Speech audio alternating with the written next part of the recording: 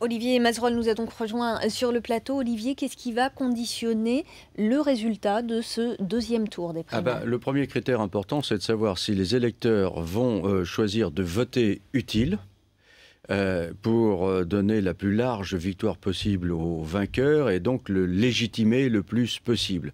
C'est ce que souhaite François Hollande et dans ce cas-là, effectivement, il a toutes les chances de l'emporter très largement. Mais il est possible aussi que les électeurs se déterminent en fonction de leur choix personnel après avoir jugé les deux candidats. Et dans ce cas-là, le score risque d'être beaucoup plus étroit et Martine Aubry peut même continuer à entretenir l'espoir de l'emporter. Alors, il y a une particularité, c'est que tous les candidats qui ont été éliminés au premier tour, ils ont tous appelé à voter Hollande.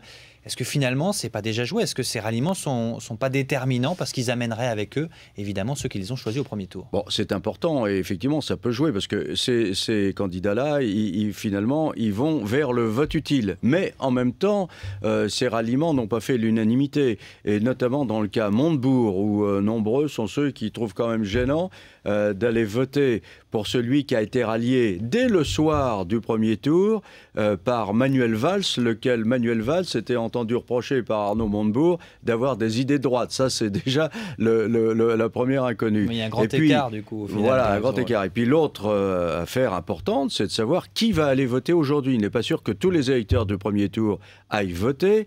Il peut y avoir de nombreux nouveaux électeurs. D'où viennent-ils? Pourquoi viennent-ils? Point d'interrogation.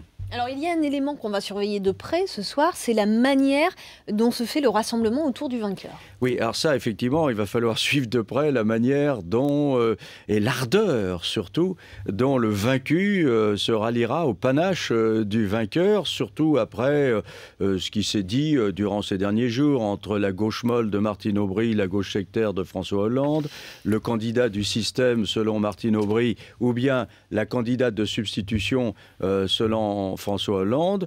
Il était temps que ça se termine.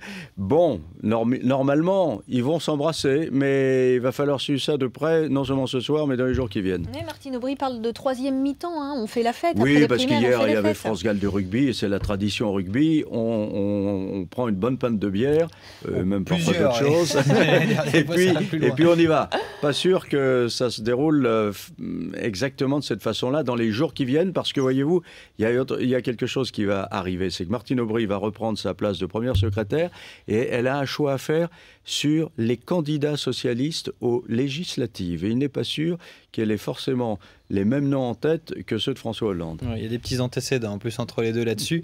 Merci Olivier Mazerolle.